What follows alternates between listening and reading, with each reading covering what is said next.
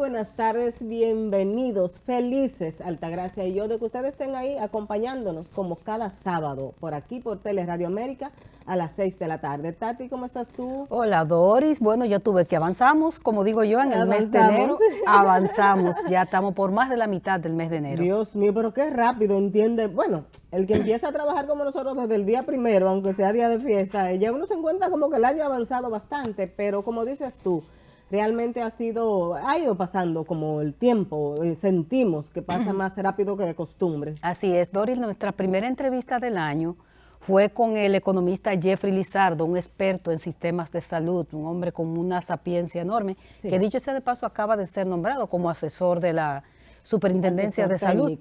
Del Superintendente de Salud y Riesgos Laborales, pues felicidades para él, porque tú y yo habíamos hoy precisamente anunciado que él acababa de renunciar, precisamente con efectividad el 31 de diciembre, de su cargo, que era viceministro de Planificación del Ministerio de Economía, Planificación y Desarrollo. Correcto, con él el sistema gana un gran técnico que siempre ha estado, un hombre preparado, igual que Chanel Rosa, pero Jeffrey ha estado siempre vinculado a la salud, ciertamente. Es un gran conocedor del sistema de salud, además planificador, que es lo que necesita el sistema de salud, gente que planifiquen y que se ejecute lo que se planifica. Y que también se ejecute. ¿Tú no sientes, Doris, iniciando el año, sobre todo, una gran inercia en el sistema, como una inercia? Por ejemplo, ahora toca los comentarios de grandes temas, pues de grandes temas lo que hay que decir que es un año para planificar, como dices tú, y para revisar nuestra salud en lo personal también, y a las autoridades revisar los grandes indicadores de salud como la mortalidad materna, que no pasó las pruebas nacionales. Por supuesto que no. No la pasó la mortalidad materna y la mortalidad infantil. Yo pienso que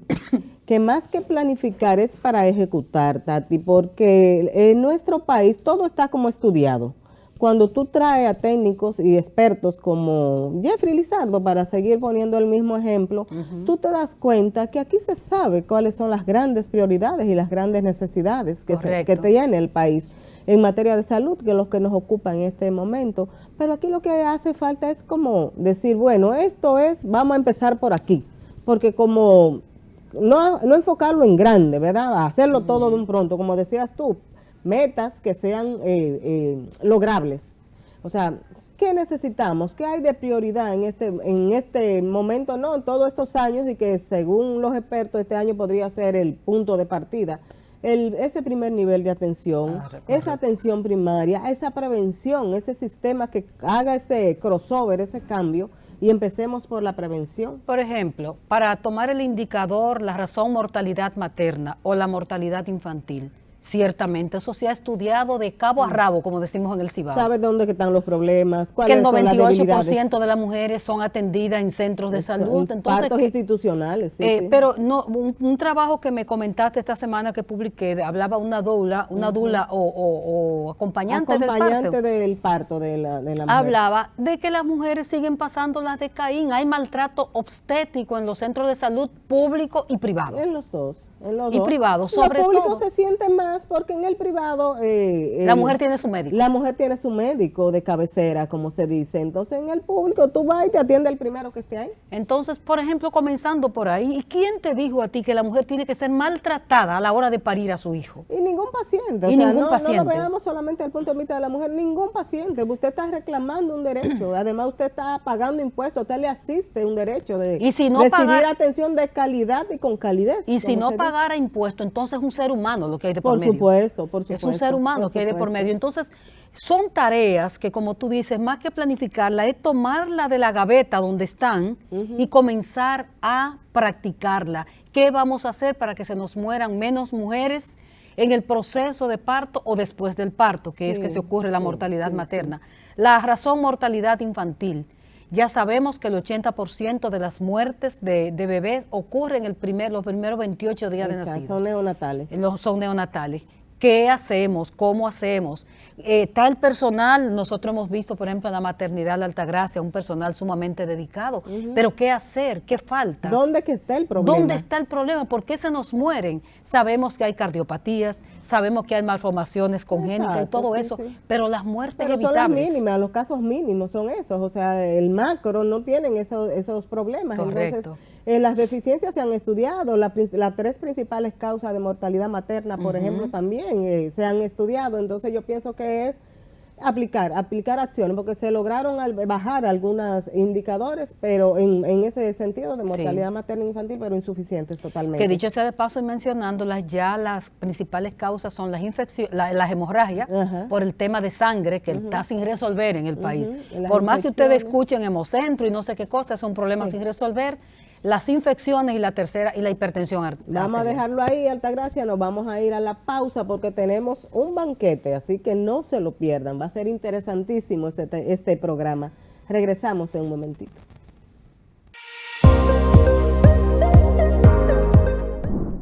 Saludos, el Hospital Ney Arias Lora inauguró una moderna unidad de tomografía para soportar las imágenes de los diferentes diagnósticos de ese centro de salud. Y Promesecal realizó una licitación por más de 3.000 millones de pesos para abastecer de medicamentos e insumos a las farmacias del pueblo. Y al menos 10 sociedades médicas cambiarán de directivas este año. Entre estas están las de cardiología, diabetes y nutrición. Y finalmente la Asociación Dominicana de Visitadores Médicos inició el proceso de carnetización de sus miembros. En la cuenta de Instagram están los detalles, @adobime. Más informaciones en resumendesalud.net. 2x3 en salud. El autismo no se ve en la cara, como ven. No es una enfermedad, es una condición neurológica que hace que tengamos conductas diferentes y para muchos chocantes, pero no nos hace diferentes. Para que me entiendan, el autismo es una condición muy amplia. Algunas personas con autismo no hablan, otros asumen conductas repetitivas, ponen objetos en líneas de manera ordenada.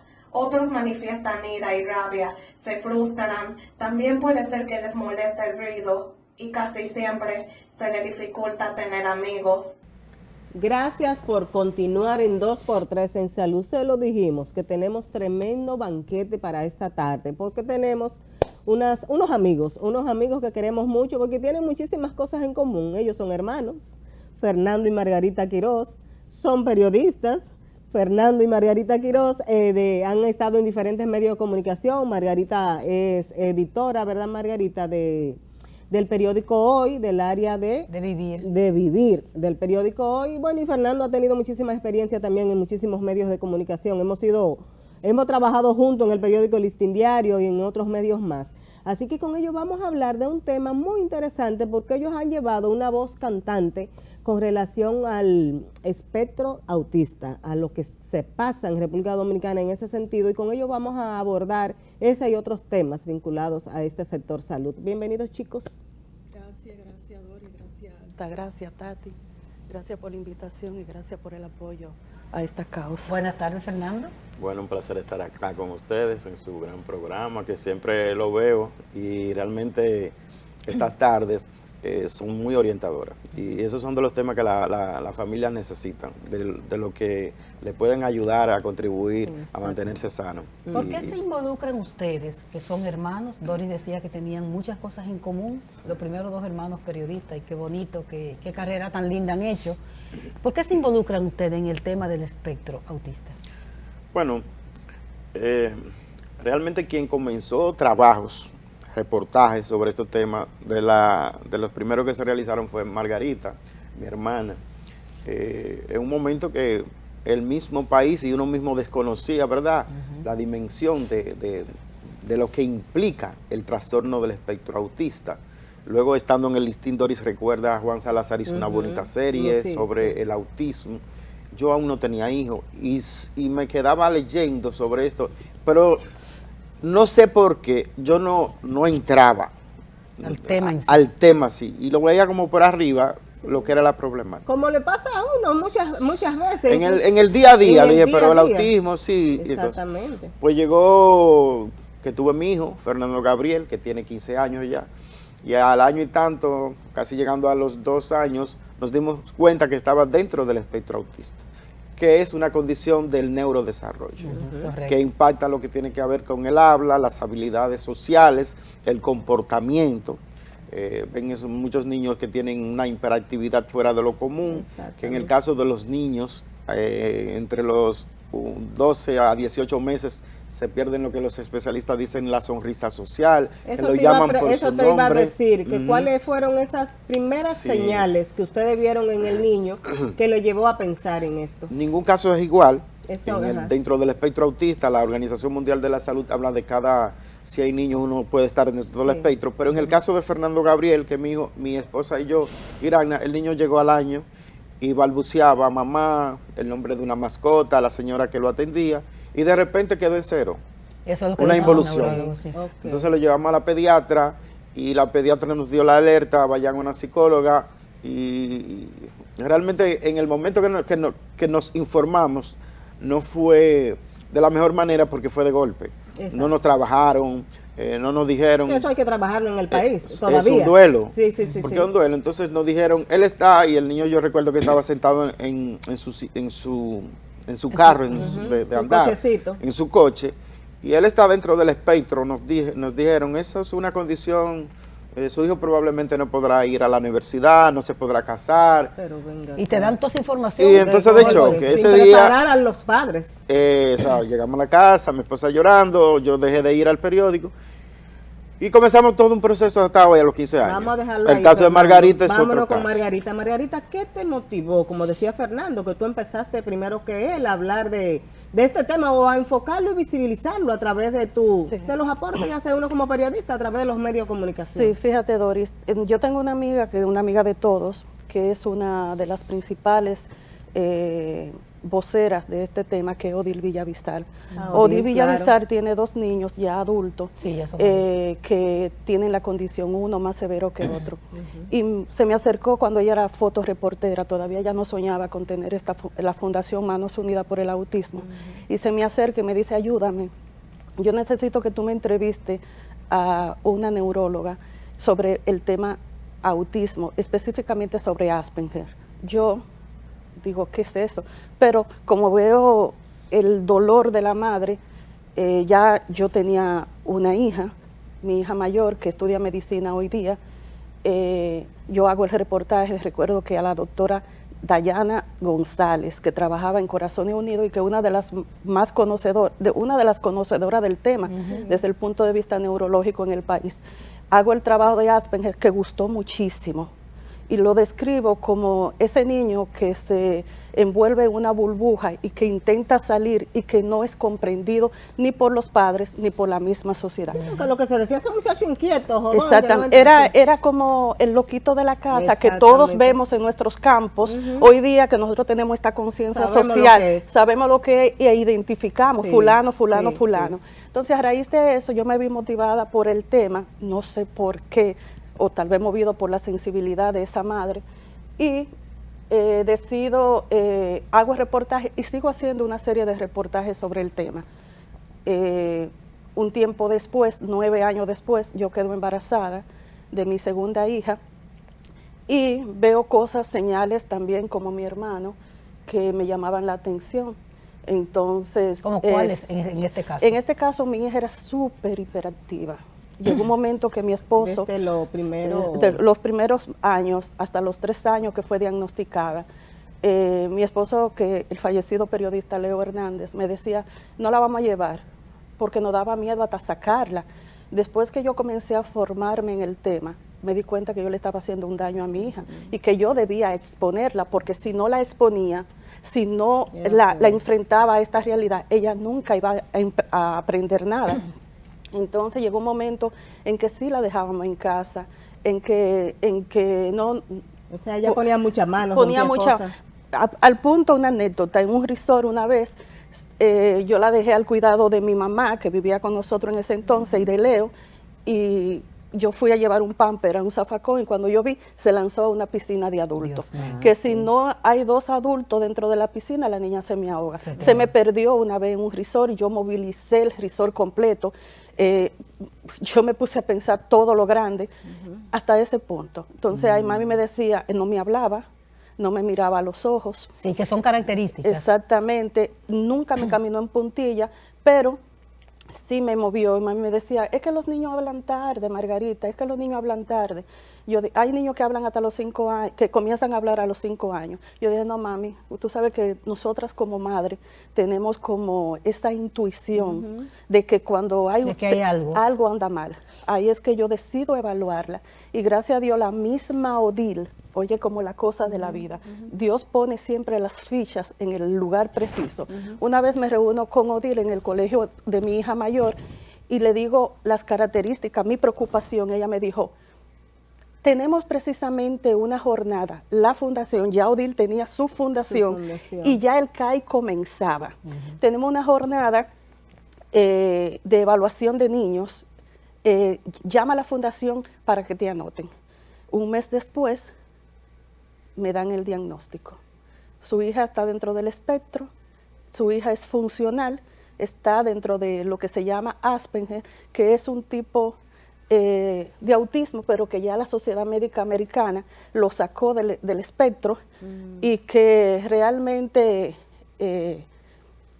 lo que hay que trabajarle con terapias. ¿Qué implica, Margot o Fernando, Margot como le decimos nosotros a Margarita cariñosamente, qué implica? Ya Fernando habló del impacto, de cómo sin preparar a los padres le dan un diagnóstico. ¿Qué implicó para ti, Fernando, y para ti misma, Margarita, que ella estaba sensible al tema? ¿Cómo le cambió la vida a todo pero nos dicen que nos vamos a una pausa, perfecto. Y entonces los muchachos vienen con esa pregunta después de esta pausa comercial.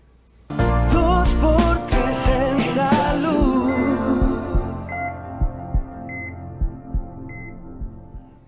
Estamos conversando con los hermanos Fernando y Margarita Quiroz. Ellos son periodistas y nos están hablando de su experiencia como padres con niños que están dentro del trastorno del espectro autista. Ellos nos cuentan su experiencia y Altagracia le preguntaba que cómo le cambia la vida a ustedes como padres cuando reciben este diagnóstico. Fernando.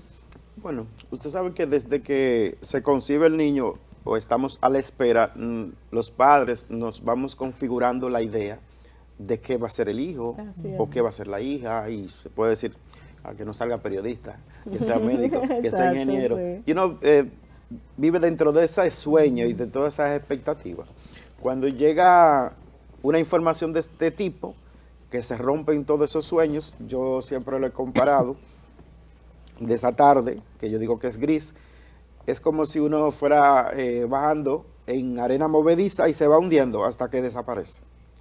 Muy buena figura. Sí. Entonces, a partir de ahí, que como todo duelo, que hay negación, que no lo acepta, hasta que llega el momento que tú dices, que lo conversábamos, uno tiene que seguir remando. Así es. Y sacar fuerzas, aunque no existan, por el hijo, por la familia, porque hay un hogar igual que hay que... Es un barco y hay que seguir al timón. Si no seguimos hacia adelante para impulsar esta condición y mejorar calidad de vida del niño, igualmente incluso el matrimonio o la familia se puede ir también abajo y hundir. Entonces es como una lucha en medio de todos los avatares de la sociedad misma, de las incomprensiones, de los aspectos laborales, de las discriminaciones, de la falta de unas autoridades que igualmente tengan la apatía y no sean indiferentes hasta estas realidades, con acciones, con recursos, con esfuerzo. Entonces yo puedo verlo así, y así es que vive esta sociedad y quizás otras. Vivimos con unos hijos, en la calle te lo miran raro, el niño hizo una rabieta, a veces te puedes decir, pero qué niño o niña tan mal educada, no le dan costumbre en su casa, es malcriada, pero ni siquiera se detienen a ver qué pasa. Una sociedad poco empática. Yo recuerdo y poco educada, mana, que nosotros estábamos en un restaurante almorzando algo breve, y una señora, una pareja ya de abuelos que estaban cerca de nosotros, nos miraban mucho, y fue de los pocos casos que uno puede decir, ¿qué es esto? Qué agrado, qué agradable fue. Porque la señora se me acercó, algo que nosotros sabíamos, pero por no molestar en un espacio privado, público, de servicio para todos, dice la señora, la música está alta y le molesta. Sí, casi nos vamos, yo Qué le digo. bonito es esto. La música está alta y le molesta. Y la señora se paró y fue donde parece el gerente. Y la música la pusieron a unos decibeles bajitos. Y después que se iba, muy agradable, me dice, yo tengo un nieto con autismo. Ella sabía. Y yo conozco. Entonces, ¿qué nos falta? Comprender estas realidades, no ser indiferente a ellas, para ser una mejor sociedad. Y yo siento que se ha avanzado un poquito, Claro Fernando. que sí, claro que sí. Cada paso va sumando, pero falta mucho. Falta mucho, por supuesto. Es como Vamos a- vestir un cuerpo y quizás vamos comenzando. Vamos a hablar ahorita de todo eso que falta, Sí. que yo sé que ustedes han estado trabajando mucho en esto. Margarita, la misma pregunta en tu caso, ¿cómo cambia esto tu vida? Bueno, para hacerte una descripción, ese día que la psicóloga me da el diagnóstico, que fue en el CAI de la Luperón, yo tomé mi vehículo, monté a mi hija detrás y yo iba todo la Luperón llorando. Pero yo no sé por qué Dios siempre me ha puesto como esa capacidad de resiliencia y yo en lugar de coger para mi casa, yo cogí para la fundación. Y porque yo entendía que mi hija necesitaba ayuda y era allá. ¿Tú estabas sola o tenías tu compañero de vida? Ya yo todavía? tenía a mi compañero todavía. Eso fue en el 2000, creo 2015, 2014 que me dieron el diagnóstico y Leo murió en el 2017, pero independientemente de que Leo era un hombre muy culto, Leo no creía en eso. Él decía, no, eso es mentira, eso que yo... Después fue cuando él me vio que yo le llevé estudios, que yo le llevé información sobre el tema y los mismos resultados del diagnóstico de la niña fue que él Entró en aceptó la realidad, porque ningún padre quiere, No, la negación misma exactamente, que se quiere da. entender que tiene un hijo porque a nosotros nos enseñan como sociedad que el niño nace sano, que uno lo lleva al colegio, el adolescente se forma para una universidad y una carrera, y se supone que lo que uno espera es un hijo productivo y serio, con valores ante la sociedad. Pero le voy a decir algo, y eso me lo enseñaron a mí en el CAI, porque gracias a Dios yo he tenido mucha suerte. En ese entonces, cuando el CAI funcionaba, tenían un programa bastante interesante en donde formaban a padres para que entendiéramos a nuestros hijos. Porque ellos decían de qué vale que vengan los niños 1 hora de terapia cuando en la casa ustedes se pasan 24 horas.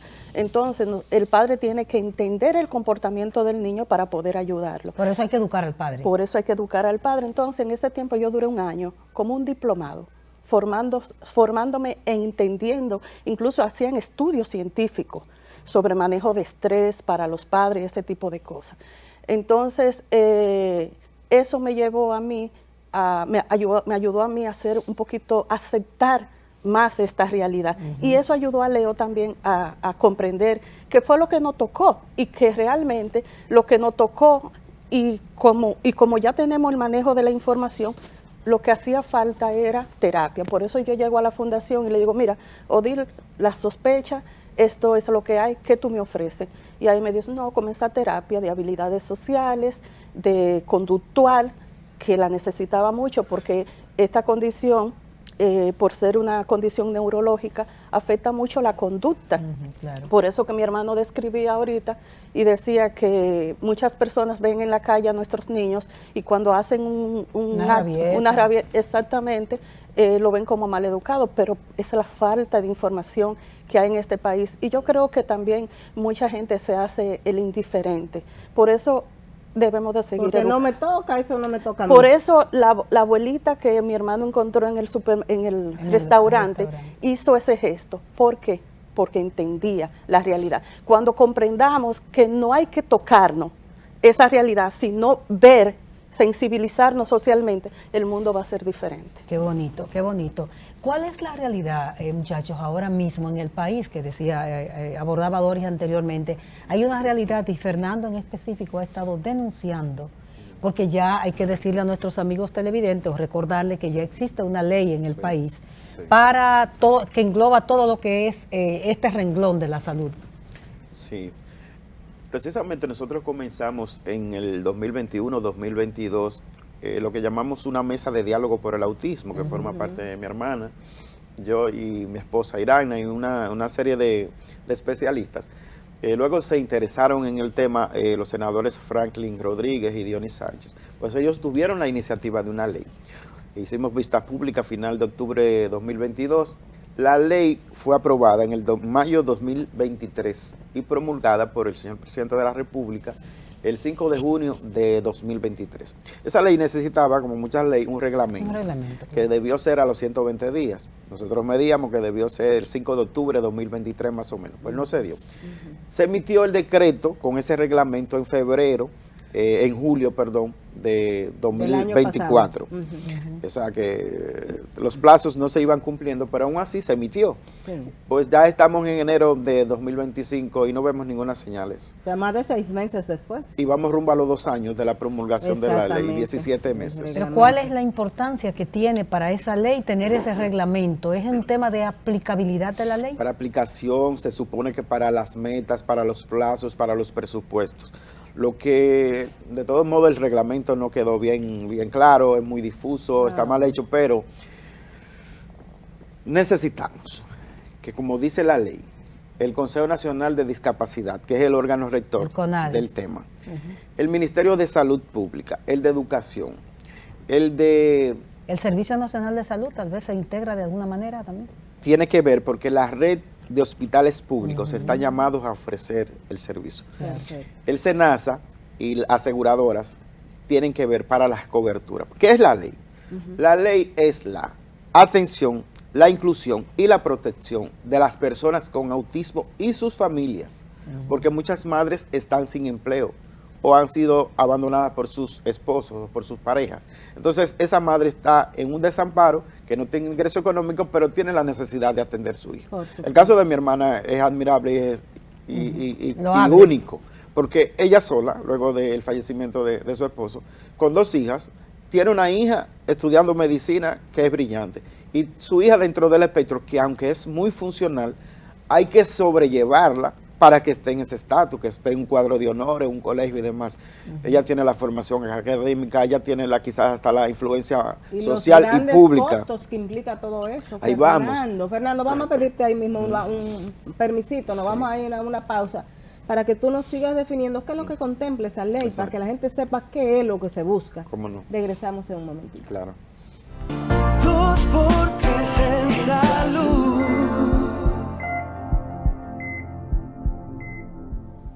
Continuamos esta conversación con Fernando y Margarita Quiroz, periodistas y seres humanos altamente sensibilizados con el tema de esta condición del espectro autista.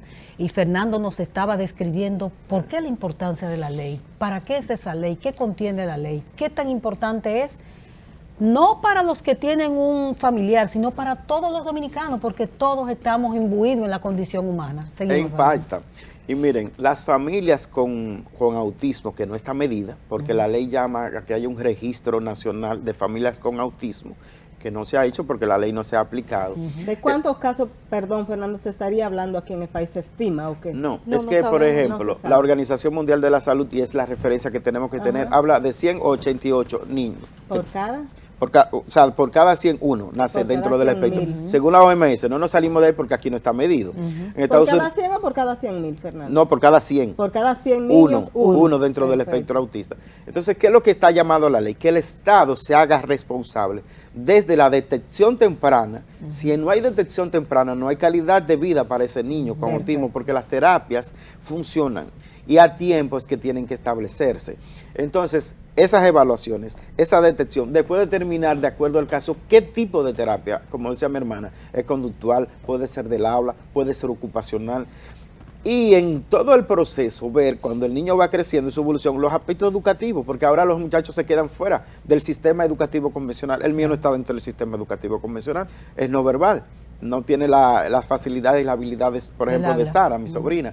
Entonces, ¿qué hacemos con todos estos niños? Porque no hay un ministerio de deporte que diga, pues tenemos unos programas para natación, un ministerio de cultura que diga, pues tenemos unos programas para música, para arte, para drama, para lo que sea. Para desarrollar deporte, sus habilidades en las que sea. las tecnologías, que los muchachos son genios en tecnología. Entonces estamos, y te lo resumo de esa manera, la ley está llamada a una respuesta integral a ese niño o niña o adulto con autismo. ¿Ustedes saben hasta cuándo? Hasta centros de acogidas de paso o definitivo. Porque ¿qué va a pasar cuando ese niño o esa persona adulta con autismo muera sus papás? Cuando los padres mueran, ¿qué va a hacer de esa persona?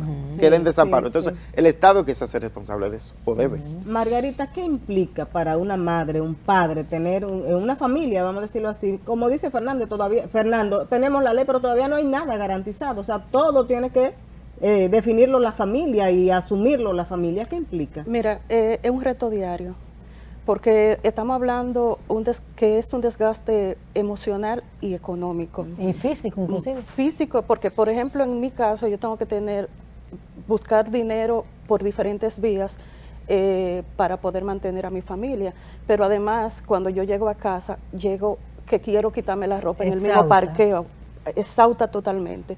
Es algo que uno lo hace por el amor a los hijos que Dios ha permitido que uno tenga, pero si uno fuera una persona insensible, tirara la toalla. Por eso hay muchos padres que sí lo hacen. Por ejemplo, la vida, yo nunca la he visto, sí la vi en una ocasión, porque gracias a mi hermano que consiguió unos medicamentos para ayudar a algunas madres, me lo llevó a la casa y yo comencé dentro de un grupo de WhatsApp a llamar a lo que yo consideraba más necesitado, y esa señora llegó a mi casa a buscar esos medicamentos que son bastante costosos porque a mí me ha tocado comprarlo, y es abogada.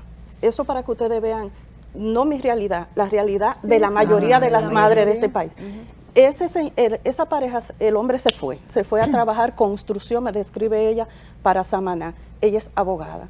Pero ella lo que dice, lo describe, yo lo que hago es chiripeo, porque no tengo quien me cuide a mis hijos, que son dos con la misma condición. Entonces, ella entra y sale de la casa, sus hijos se los sacaron de la escuela porque ella no podía pagar. Entonces, esa es la realidad. Entonces, ¿por qué es importante esta ley? No es un asunto antojadizo de un grupo de personas que se le ocurrió trabajar el tema. No, es una realidad lastimosa y dolorosa, porque vamos a describir qué pasará qué pasaría con estas personas, con estos niños en 2 décadas, por ejemplo.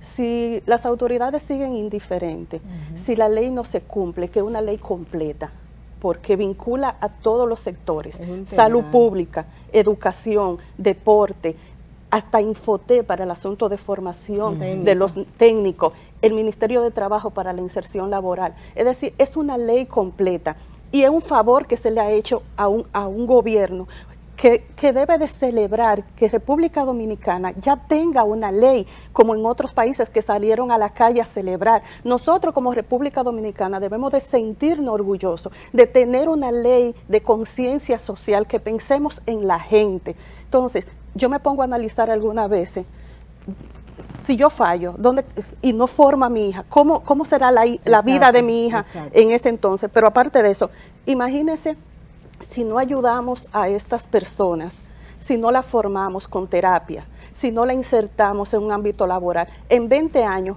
¿cómo ustedes pueden describir a la República Dominicana? ¿Qué avalancha de problemas se le puede proporcionar por no actuar a tiempo, cuando ya se tienen las reglamentaciones de vida? Que simplemente es un aporte, es poner a trabajar esas instituciones vinculantes con existen, están ahí. Exacto, y que es muy fácil determinar un presupuesto, porque es que estamos hablando, señores, estamos hablando de personas. estamos hablando de bienestar, estamos hablando de calidad, De salud. de salud. Y cuando hablamos de eso, estamos hablando de una República Dominicana enferma, que en 2 décadas va a estar en un estado crónico y agonizante. Porque si estos niños ahora son pequeños, en 20 años ya van a ser adultos por inoperantes. Así mismo. Fernando, en materia de educación, por ejemplo, vamos a enfocarnos en esa área. ¿Cuál es la situación que necesita el país para que estos niños puedan tener acceso a educación? Tú decías, bueno, el mío tengo que tenerlo en una escuela saben que fuera del sistema porque no puedo tenerlo fuera, pero eso implica recursos económicos. Claro, que uno de los principales problemas tras el diagnóstico del niño o la niña con autismo es el tema educativo. Educativo, sí. ¿Sabe por qué? Porque es un cuello de botella.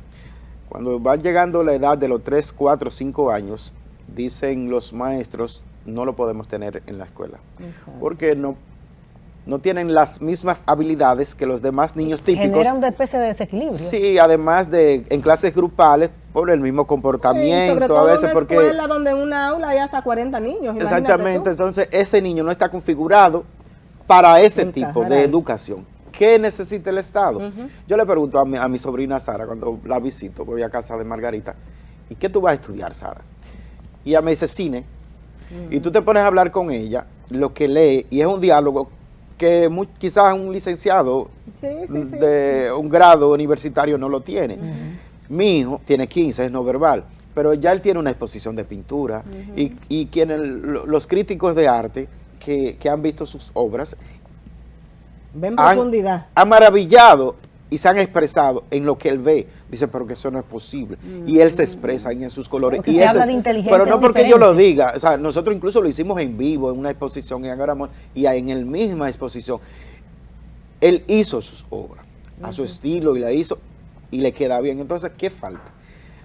Que si no es en el circuito educativo convencional, Claro, convencional. el Estado detecte cuáles son las habilidades de estos niños, porque es que no son típicos, pero tienen habilidades y sus capacidades. Es que su cerebro está hecho de otra forma, Exactamente. pero tiene sus capacidades. Sí. Fernando, ¿cuáles países de la región se han tomado como referencia de ser inclusivos? ¿Ustedes han revisado eso? Claro. De hecho, nosotros como mesa de diálogo fuimos que preparamos los insumos. Mi hermana Margarita, Rosángela Mendoza, Mari Carmen Jasuri, Odil Villavizar como fundación, Grisel Pesotti como experta también en el tema psicóloga clínica. Nosotros con la Comisión Técnica del Congreso en el Senado preparamos lo que nosotros veíamos como padres, pero también analizamos las leyes y nosotros analizamos México, Argentina, Costa Rica, Chile. El más importante progreso, lo más reciente que hay es Chile.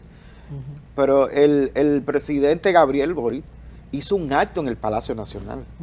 Y las calles, como dice mi hermana, celebraron que hay una ley.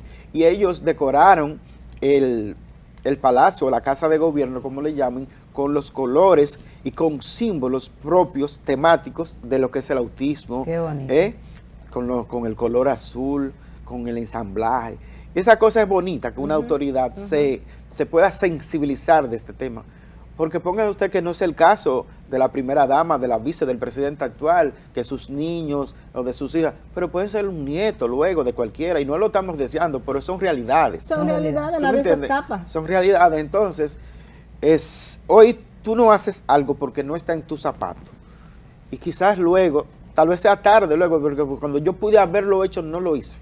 Y es más difícil. Así es, vamos a pedir de nuevo su anuencia, nos vamos a unos mensajes comerciales y regresamos ya recogiendo cuáles son las acciones a implementar y qué es lo que están pidiendo o demandando, más que pidiendo ustedes. Volvemos ahora con los hermanos Quiroz. 2 por 3 en salud.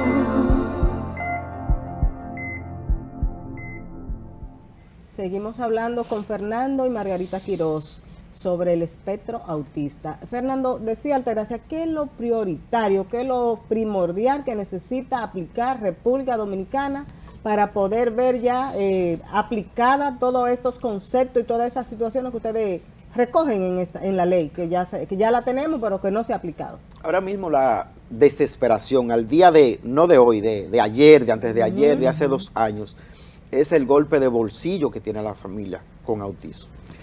Yo he medido y yo he gastado en un mes entre 100, 150 mil y 200 mil pesos. Imagínate tú. Esto puede incluirle colegio, eso puede incluirle todo lo que tiene que ver con las terapias, medicación en caso que lo necesite, la alimentación. ¿Qué familia dominicana puede cubrir el costo de un niño con autismo si una consulta de un psiquiatra va de entre 3 mil a 7 mil pesos? Y eso sin contar si le ha indicado una medicación mensual. No, el autismo no se medica, pero para el comportamiento o para enfoque, para regular algo. La alimentación, tiene que darle una calidad de vida. A veces hay que buscar una cuidadora. En el caso que haya un colegio que acepte el niño con autismo en un grado, ¿verdad?, que sea de moderado a severo, tiene que buscar una maestra acompañante, lo que le dicen maestra sombra. Para que ustedes tengan una idea, mi niño después de terapia quedó fuera de unas prácticas de natación que tenía.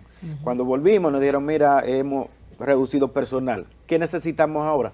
Que esté en grupo. Nosotros, no lo puedo tener en grupo. Buscamos otra cotización. ¿Usted sabe cuánto nos cotizaron?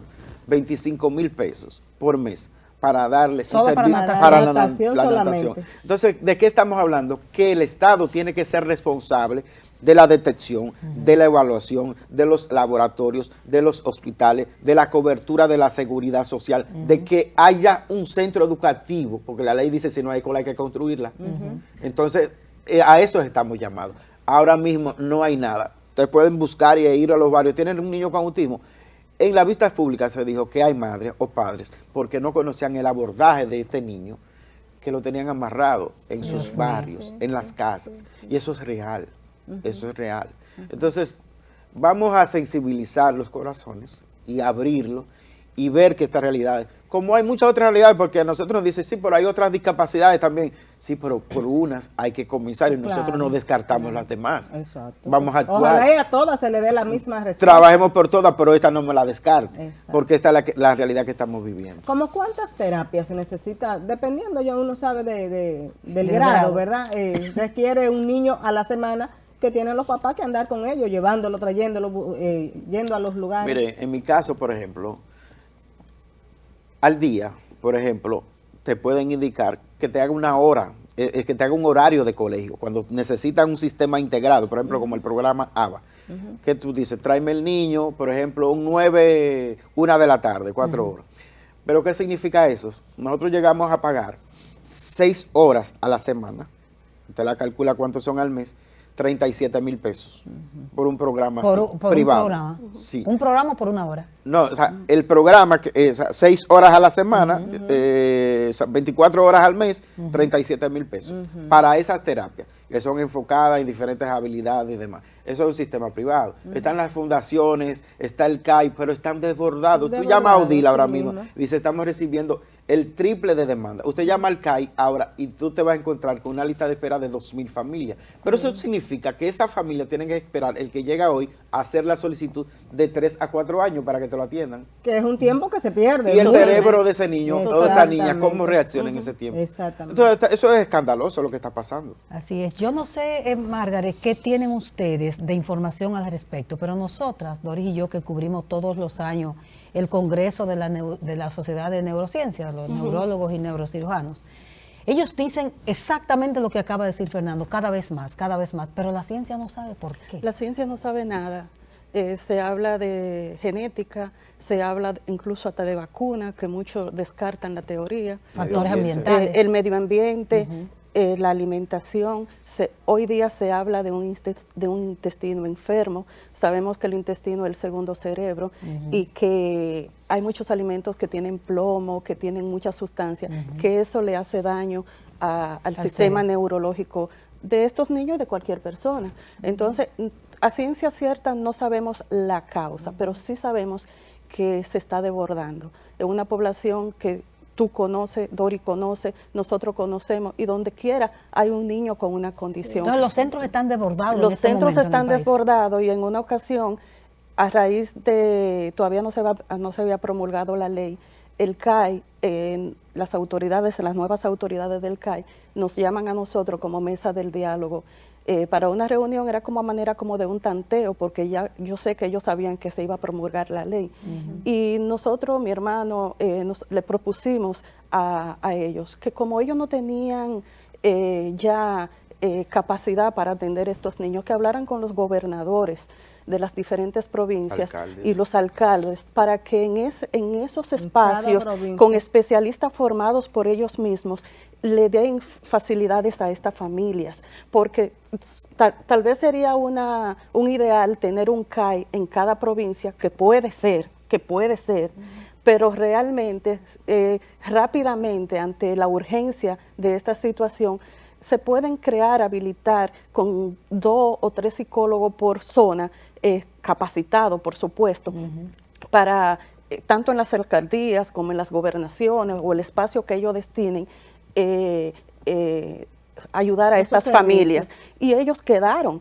Incluso ahí nos vendieron la idea que ellos tenían un programa de sacar el CAI a los... Porque están desbordados los CAI también. Están desbordados, pero no se ha hecho nada. Y no obstante eso, dándole nosotros ideas. Porque nosotros que sabemos de esta realidad y que la tenemos en casa y que vivimos diariamente, tenemos la mente más abierta, porque es lo que decimos todos. Si a ti no te toca, si tú no tienes ese zapato puesto, tú no vas a estar sensibilizado y tú vas a entender, que eso es lo que yo entiendo que el gobierno entiende, valga la redundancia, es que como a ti no te afecta, realmente tú no lo ves como una situación a tratar. Lo vemos lejos. Lo vemos lejos, pero lo que yo temo como madre, que pienso en un futuro para nuestros hijos, es que si no luchamos ahora, la situación se va a desbordar de una manera tal que vamos a tener un problema serio como país. Porque,